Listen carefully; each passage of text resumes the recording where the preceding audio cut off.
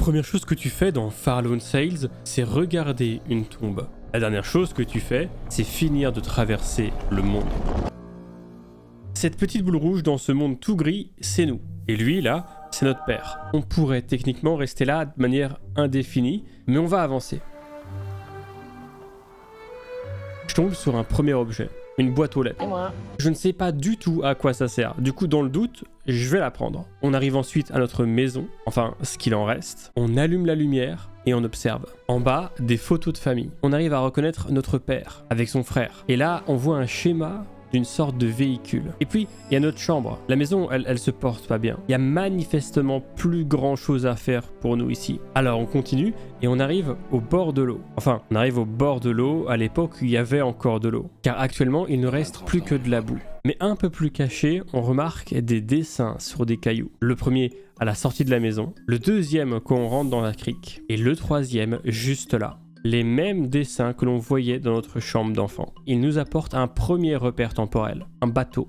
Un bateau dans un monde où l'eau semble presque avoir disparu. Ça veut dire que soit il reste de l'eau et des bateaux quelque part, soit l'océan a disparu il y a peut-être pas si longtemps que ça. Oh là là, il n'y a plus d'eau. On atterrit dans ce qui ressemble à un véhicule. Quelque chose à ne pas mettre entre toutes les mains. Il y a des mots, il y a des roues aussi. Je teste plus ou moins tous les boutons. On peut créer du carburant en mettant des objets à l'arrière. Et c'est grâce à ça qu'on va pouvoir avancer.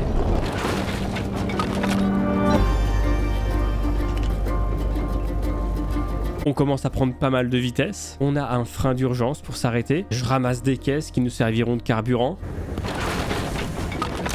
On dirait qu'on est maintenant dans un port industriel avec plein de grues de marchandises. Et tout est abandonné. On ne sait pas où sont partis tous les gens qui étaient ici. On est bloqué, du coup on doit sortir et appuyer sur ce bouton.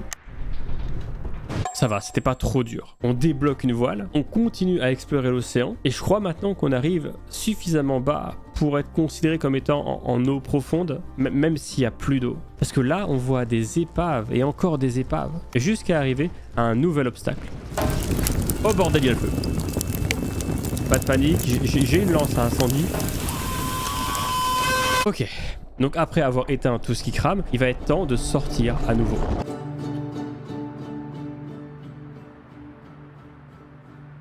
C'est très beau, hein. Mais comment ça se fait qu'il y a un pont dans ce qui était autrefois le milieu de l'océan? Et puis cette machinerie là, elle rappelle drôlement celle qu'on a à bord. Et il n'y a pas que ça qui est étrangement bien fait, il y a aussi ce pont qui est parfait pour notre véhicule. Comme si on n'était pas les premiers à passer par là, et que les autres qui sont passés avant nous sont passés de l'exacte même manière. La nuit, on arrive à une étrange construction. Donc on va explorer un petit peu, et comme la fois précédente, on va trouver une amélioration pour notre véhicule. La capacité de le réparer. Et ça tombe bien parce que mon accélérateur avait été largement endommagé quand il a pris feu. T'es toujours obligé de lui mettre des chassés comme ça. Depuis tout à l'heure, en fait, je me traîne le cul à 2 km/h, c'est insupportable. Et là encore, je me répète, mais on est dans un bâtiment qui semble avoir été fait complètement pour nous. Ce qui confirme ma théorie qu'on n'est pas les premiers à passer par là, et on n'est pas les seuls à se déplacer avec ce type de véhicule. J'avance, je me retrouve bloqué à un endroit, je sors du véhicule pour me débloquer une nouvelle fois, et je pense que vous commencez à comprendre comment fonctionne la boucle de gameplay. Le soleil se lève sur un champ d'éoliennes, et plus loin on voit un début de pâturage, et des sortes de vaches, et un panneau avec de l'écriture. L'île bleue, un nouveau départ. Des gens seraient venus habiter ici, sauf que désormais absolument tout est désert. Et là tout d'un coup je vois ce truc. Attendez, je vais chercher mes lunettes. Ah mais oui, pardon, excusez-moi, c'est Tomo.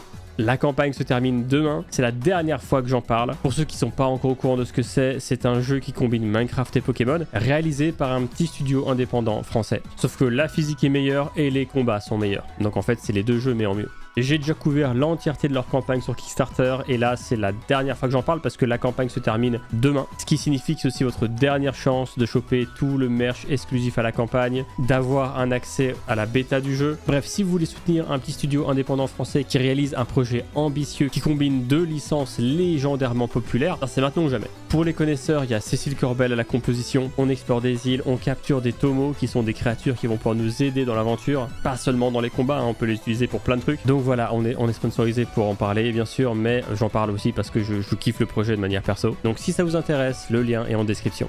En attendant, nous, on vient d'atterrir dans un moulin. Bon, on voit qu'il y a eu un projet pour mener une nouvelle vie au fond de l'océan. Il y a eu une baisse du niveau de l'eau, et les gens ont d'abord fui la côte pour s'installer ici, pour rattraper l'eau qui se barrait, toujours en allant de plus en plus bas. Sauf que là, on est au fond et il n'y a personne. Jusqu'où ils ont pu fuir?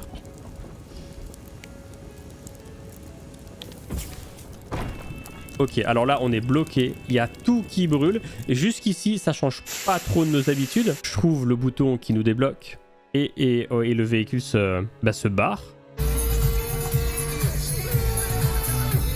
Bon bah c'est une fin de run. Je rattrape mon véhicule à pied, ce qui est extrêmement chiant. Et une fois que c'est fait, je remarque au loin, il y a un truc qui est en train de se former. Et on dirait une colonne de fumée, mais pas juste une colonne de fumée en fait. C'est carrément une tornade.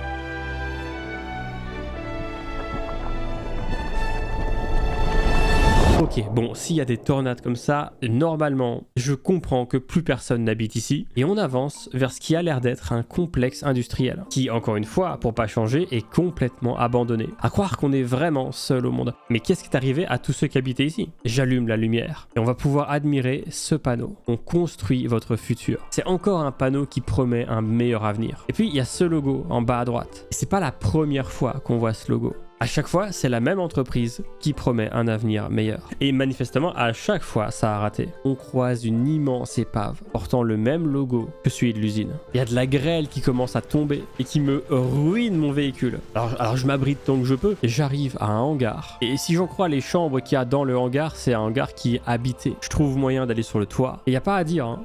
Il y a une certaine beauté dans cette solitude. J'arrive à me faufiler à l'intérieur du bâtiment et j'arrive dans cette salle dans laquelle nous attend une tombe. Enfin, c'est pas vraiment une tombe, c'est plus un cercueil au nom de Jan Henriksson.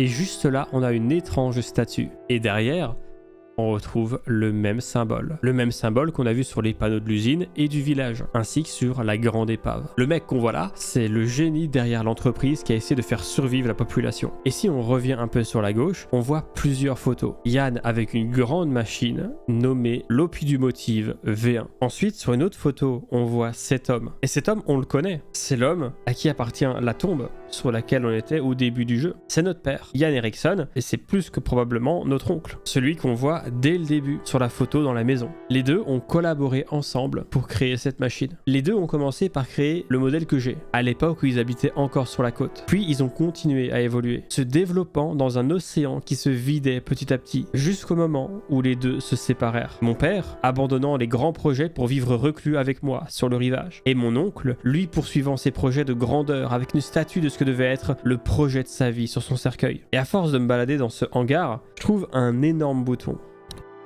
Et c'est là qu'on se rend compte que ce hangar, c'est pas un hangar, c'est l'ultime invention de mon oncle. Une invention pas du tout au point parce qu'au bout de seulement quelques centaines de mètres, elle va prendre feu et elle va prendre feu bien plus que ma petite machine prenait feu. Alors on va vite éteindre ça, on re-remplit le réservoir. Et c'est là qu'on voit cette fresque. D'abord, on voit l'eau qui fuit les côtes, puis la tornade venue détruire l'île bleue. Et ensuite, on voit l'ultime machine. Plus les conditions de vie devenaient dévastatrices, plus l'humain a essayé de s'y adapter. Sauf que quoi qu'il arrive, si la nature décide qu'il est temps pour nous de partir, on va pas pouvoir lutter.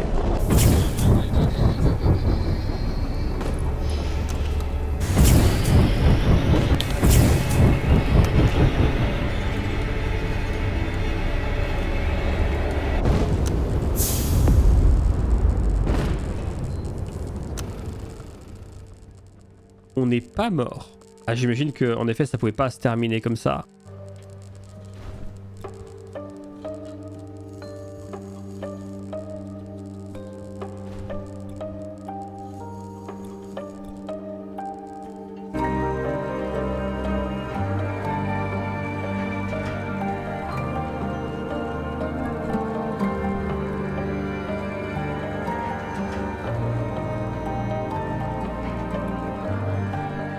On a atteint le bout du monde. On voit enfin le large. Il ne reste plus qu'à faire un dernier effort, poser une dernière caisse. Tout ça pour allumer une flamme.